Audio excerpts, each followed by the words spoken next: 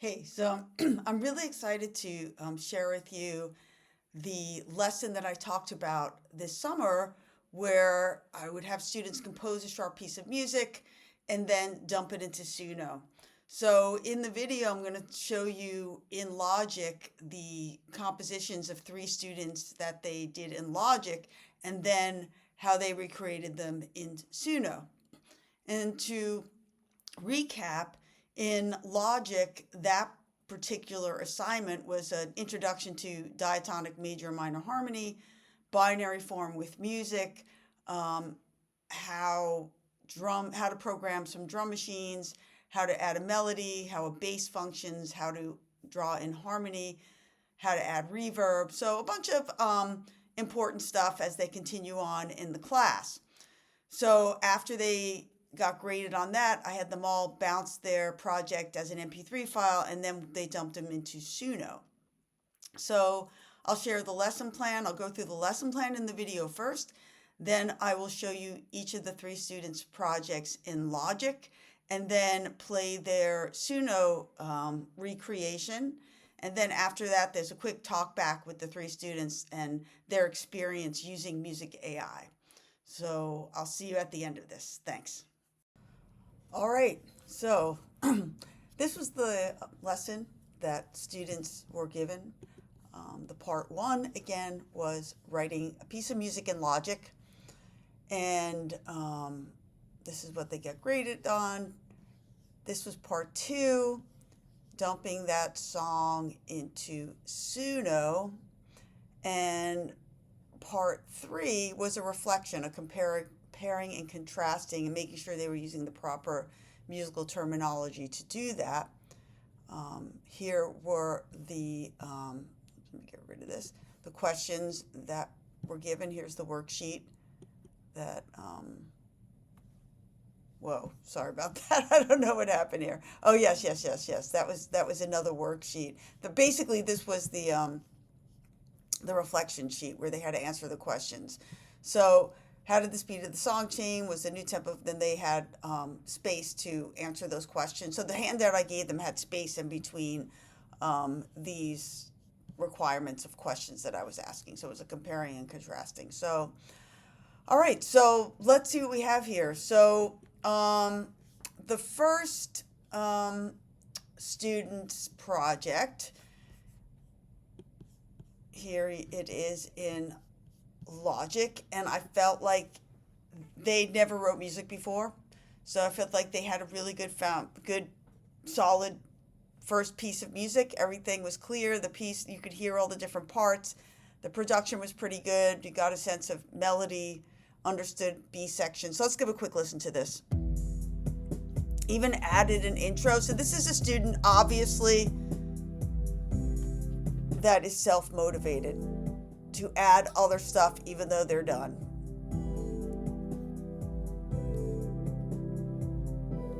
Even took some stuff out for some nice textual change. And then here we go with a B section. Okay, so you get a sense of what that sounds like. And here is that student's SUNO remix. And this student added some words to it. You can add words to your piece in SUNO. So here we go.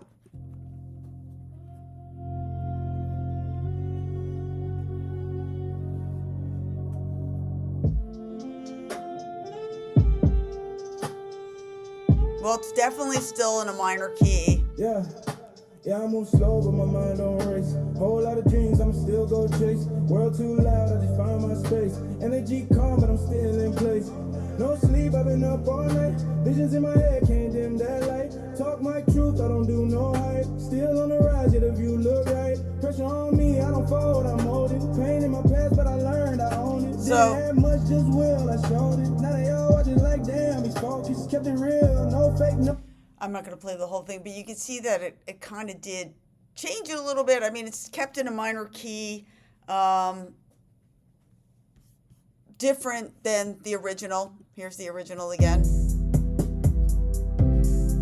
It changed the drum beat. da da da da da da da da da. I mean, this has that minor vibe to it. So, it definitely got the minor vibe going on. But, I think he picked to make it more hip hoppy. So that's what it did. So he did recreate it and cover it in a different genre. But it came out solid. Like he really liked it because it did stay a little bit true to his original. So you'll hear them talk about their songs. Let's listen to the next one. So I'll close this one up here, and then we'll go to the next one. All right, let's see. I got to do this right here. Just give me 1 second. So I got to close this project up. Okay, and then we will listen to this one right here. Okay. Why is this being weird? Sorry, folks. I'm working on a couple of different screens right now. Okay, that was that one. Let's listen to this one. So I feel like this particular student, it's a little muddy. So obviously, if you look here, all the requirements are here. And this is what I would expect from some of my students who've never written music before. Just going for it, where they're still kind of trying to understand how a melody functions and shouldn't be so square and in time with everything, that needs more variation and pause and stuff. So let's give a listen to this.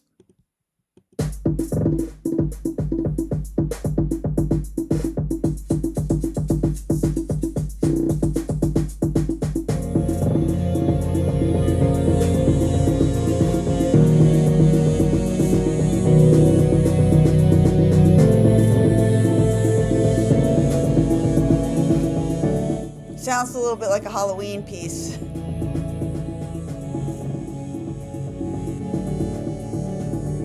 But you can hear, obviously you can hear, there's a lot of dissonance here, and still got to work on some like refining of hearing things and putting stuff together, which is fine, right? That's how you learn. So now let's listen to this particular student's SUNO Recreation. And I believe it is this one. Here we go.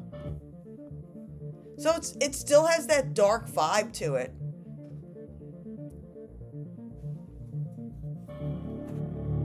I mean, it cleaned it up, right?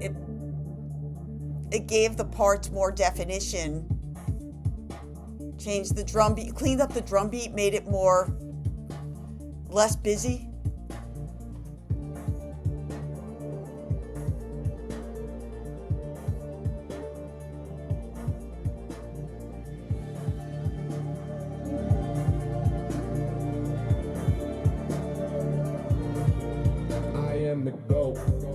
No need to gloat.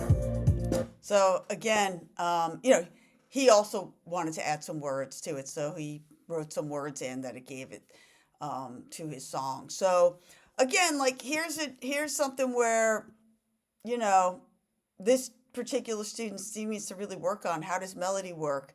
How do the forms? How can you continue an idea in a B section?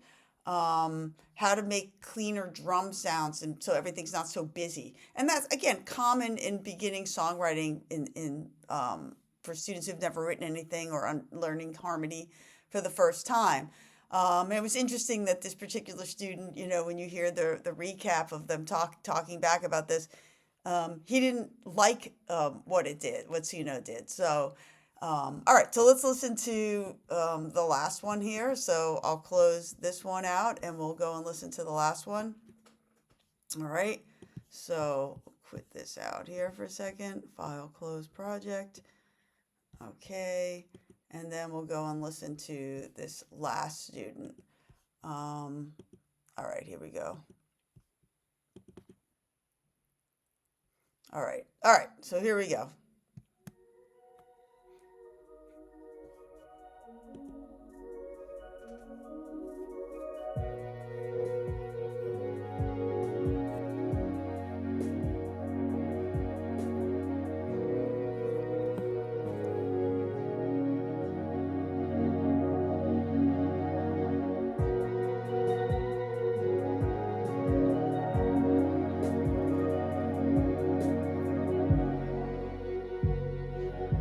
So obviously, again, this student has a better handle on harmony and a little bit more clarity in the parts, although melody still needs a little work, right? And also, again, like I think of it this way, I feel like when we listen to this in Suno, Suno's going to separate the sounds, maybe give some more low end, have more timbre variation, right? So let's listen to the Suno version of this song. So I will close this out. And here we go. Here's the last one.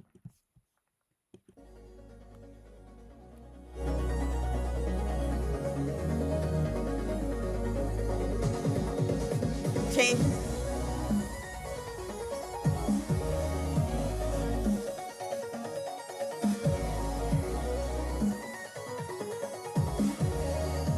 I mean, you definitely hear the harmonic rhythm theme in this. Da, da, da, da. That was the original. So you hear that in the piece. But again, a lot more, something that you have to develop is better hearing for different timbre in the synth. So everything doesn't sound the same. And that's kind of what Suno did here, right? More variation in the drums, more. Or here we go at a lot of side chain compression. A drop.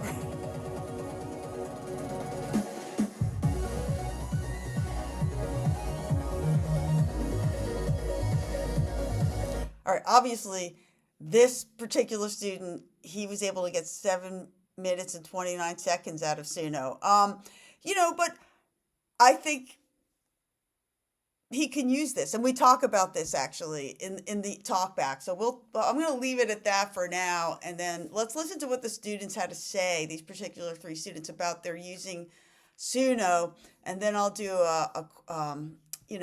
some final thoughts after that. All right, awesome. You guys just used Suno for the first time, where you took a song that you wrote and then put it in. And both of you liked what it did. So what did you like about what Suno did to your piece? I feel like Suno, like basically what it did, it made the drum beat more advanced. Okay. And added like more hi-hats than I intended it to have. Okay. And also it added like more of like a synth sound. Okay. And like overall, like the theme of it was sort of like more dark. Okay. It sounded really good. Okay, how about for you? So for my song, it like almost perfectly replicated the style of an artist I really like called Camellia. Okay. And it like made the song so like it gave it like really good production techniques and quality. Okay. Yeah, like all right. song. So now you didn't really like what it did. So what would you like? How did you find that experience then?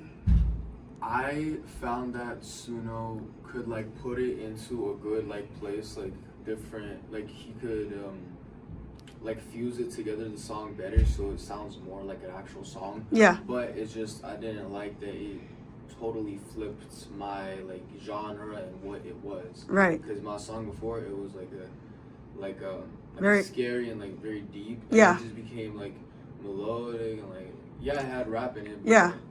It sounded very like poppy. Yeah. Right. So I guess my question is this: like, what do you think about the future of music if people are just gonna dump stuff into something like Suno? I feel like, yeah, it may sound good, but I feel like it sort of like kind of defeats the purpose of music. So like music, when you create music, it's more like your creativity, and it's sort of like you sort of expressing how you feel. Right. And when you put it into the AI, it kind of like sort of like contradicts that. Okay. How do you? Music is supposed to be like an art form. Yeah. Of what people create and how they create it. It's like the same thing with AI art. If a robot does it for you, yeah. It's not really artwork. It's just okay. a product. Okay. I agree with them. I feel like AI, yeah, it's good, but if we use it in stuff like art forms like music, Mm-hmm. then it's just gonna ruin the whole purpose or just, like of music. Like music was made like for creativity. It's for to like express Right. what you have, like, and for people to listen Mm-hmm. to your music to like relate and like Mhm. blah blah blah and stuff like Yeah. that. If it's AI, I mean, then if people don't listen to AI like music, then they're robots. So I mean, how many people are you ever going to use SUNO again? Honestly, I might just to like not to like use it to make my own music, but use it as inspiration to sort of like see where I can improve in my own like. How about you guys? Would you ever use it again? I would just to like play around with it to like see what things could sound like hypothetically, but I would never use it to publish a song. Yeah. Yeah, I would probably use it again because there's like a few more prompts that I would like to put in and see, Yeah. like experiment and see what would happen. I mean, I agree. I feel like it's a good collaborator because musicians collaborate. And the way I used it was like, I wrote the whole song that I put in there. And it gave me back, when I put it back, it had some little melodic ideas that I liked. And I was able to then incorporate it, but I still would just publish my song and not theirs. I definitely like how you could put words in it and the voice is better if you're not a great singer. That's kind of a nice thing, I think. But I agree with all of you guys 100% that we should try to do as much as humanly possible when we're creating. So thanks for your time. I really appreciate it. Thanks. Okay, I hope you enjoyed that, but here are my concerns and my questions for you all about AI music generators. I'm concerned about mediocrity, right? Does AI allow students to input minimal effort and instantly generate a high quality result, bypassing the need to really develop the fundamentals like music theory or instrument proficiency? Is that going to happen? Or how about, like, on the other hand, AI is helpful as a collaborator, right? It can be seen as a partner, which can be empowering and help if the student wants to analyze and recreate what SUNO gave back to them. That could be useful. My other concern is the human element. You know, as musicians, we love contact and working with other musicians. It's deeply collaborative art form. And, it's also a very personal, metaphysical type thing. And I worry about that a little bit. Will the machine and music AI replace that?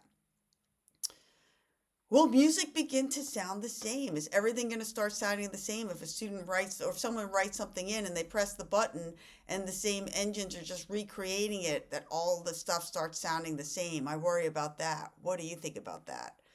Will students lose the drive to learn to play an instrument if they can simply prompt a perfect track?